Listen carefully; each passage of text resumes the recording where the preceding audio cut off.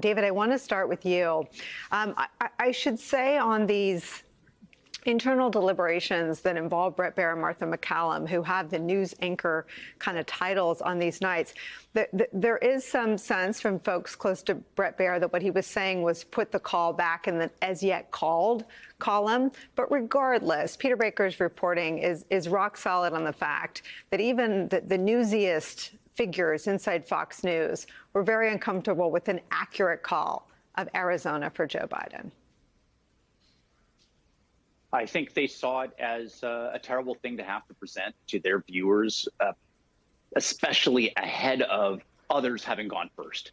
They would have liked very much to have been able to lay the groundwork and say, you know, Fox News is joining 2, 3, 4 other news organizations. For the love of God, please don't let us be the ones to break this news to our viewers and to the nation. And that was what I think was seen as the real severing of the cord between many Trump voters and Fox viewers and the network that night. And for the, you saw it on their faces. There was surprise, Bill Hemmer, Bret Baier, Martha MacCallum, that they were presenting it that night. Not that they didn't have any notice, but that this was happening. There was an enormity to what was going on. They knew this was news that their audiences didn't want to hear. And if you think about it, what was amazing was this was a result of what?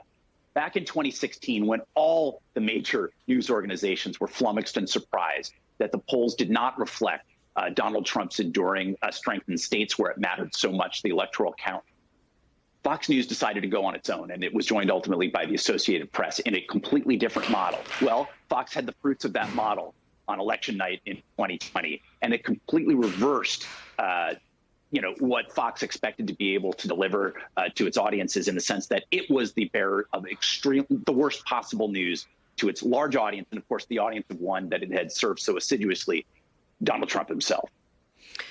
Lee, this sort of area of exploration, if you will, inside Dominion's lawsuit against Fox News, and jump in if I have this incorrectly, but they are trying to establish that everyone inside Fox News knew the results of the election and knew they were free from fraud, right? And that is why Rupert Murdoch asserting and including the call with Jared Kushner about the results being what the results are so important. If I have that right, let me know. If I have that wrong, correct me. And then just explain the legal significance of the quality of the data and the confidence in the accuracy of the call before we sort of take this tangent on what it means.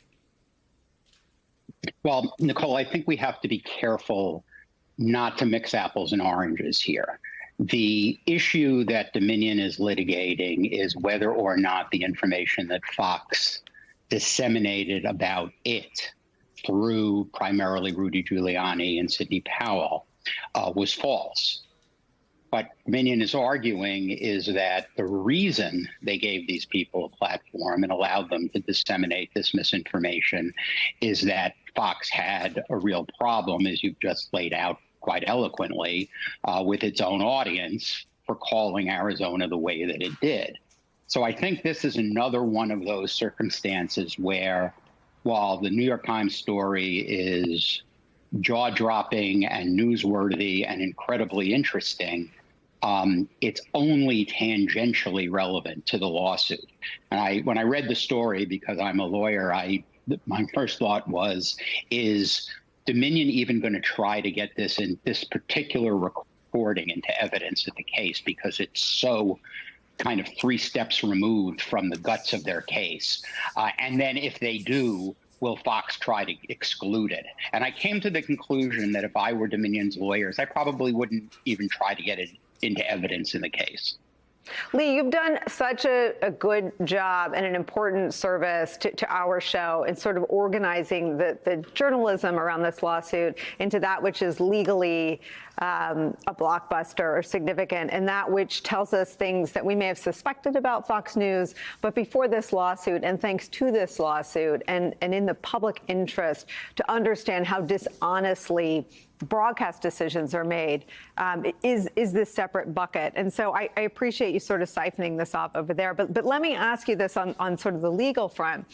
Is it relevant to show a jury that Fox News on election night, as a factual matter, agree with the result that Joe Biden had won Arizona, that there were never any, that when Chris Krebs, this election official for the country's national security grid and whatnot, said that the election was free from fraud, everybody believed it. It seemed that maybe Fox didn't accept that. Is it important to establish that Fox News never accepted any of the questions about the legitimacy or the sanctity of the vote? With respect to your last question, the answer is yes. I mean, the Chris Krebs declaration is directly relevant to the case because it shows that that was one of the many data points that Fox News had at the time that it was putting Giuliani and Powell on the air that indicated that there was no fraud that resulted in a change in the result of the election, like Giuliani and Powell were saying, and certainly nothing to suggest that Dominion was involved in that in any way. The somewhat different question of states being called and when they were being called is relevant to the issue of the blowback that Fox was getting, which provides a motive for Fox to allow these claims of election fraud to be made, even if they thought they were probably false. So, David, I want to come back to sort of an immediate consequence. So this blowback, this emergency meeting, doesn't happen in a vacuum. I mean, it happens before other states, and the ultimate election result has been called. And let me read this from Peter Baker's news story. Quote, on Friday night, November 6th, when Mr. Salmon's team was ready to call Nevada for Mr. Biden, sealing his victory, Mr. Wallace refused to air it. Quote, I'm not there yet since it's for all the marbles. Just a heavier burden than an individual state call, Wallace wrote in a text message that was obtained by the New York Times. Rather than be the first to call the election winner, Fox became the last. CNN declared Mr. Biden the victor the next day at 11:24 a.m., followed by the other networks. Fox did not concur until 11:40 a.m., some 14 hours after Mr. Salmon's election team internally concluded the race was over. This may be a weedsy thing to pull out, but viewers of this program have spent 6 years in the weeds, so I'm going to do it anyway.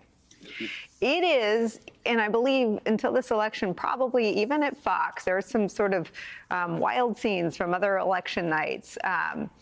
It is something sacred that the decision desk calls are the calls, and they drive the broadcasting of said calls. And you interrupt. I mean, Rachel Maddow did it in the midterms, and said I have to interrupt myself for another call. I mean, it is one of the, I won't say few, but it is sort of a sacred pipeline that the decisions made by the desk, when they are made, are broadcast. It seems that fractured between the Arizona call and the Nevada call. Is that how you read this? Oh, absolutely. Fox never again wanted to go first, calling Donald Trump to have lost a key race, a vital race that could help swing or cement the election for Joe Biden. And I was watching. I remember you're taking me back to 2020 and thinking about the sequence of following it. Obviously, we watched Fox very closely to see when they would do it. And in fact, they came in last, as we now saw Rupert Murdoch writing to his son Lachlan, the two top bosses at the head of the pyramid. Rupert wrote, we could have done this first. We could have called the general election first for Joe Biden. We had the information at hand before anyone else, but perhaps better we didn't. And I think it's notable also, I've heard from some folks inside Fox that actually Brett Baier and Marcia McCallum didn't really want to hang on late that night or the night before. You noticed it was being called around 11:40 on Fox on that day. But, they had the information the evening before where they could have called it according to the decision desk. Baier and McCallum could have been there to make the call or to make the call in the early morning hours. My understanding is they were kind of reluctant to do it, didn't want to stick around. It's a question whether Shannon Bream or someone else would have been the one to make the big announcement. So, there was exceptional trepidation, and there was not only was there no desire, there was active antipathy towards putting Fox at the front of the line. And one of the other things I'll point out is, on Fox, so identified for so many years as an ideologically driven network, but nonetheless, they say, hey, look, we're the ones who put our news anchors on. We're not having opinion hosts announce these results to folks. But interestingly, you find that behind the scenes, the news anchors are being caught in the same riptides as you would imagine opinion hosts to be, caught between wanting to serve their audiences and the facts that are staring them in the eye. and not being able to very much resist that pull. Even when, in the first instance, when they did call Arizona for Joe Biden, they stood behind it because that's what they had already done.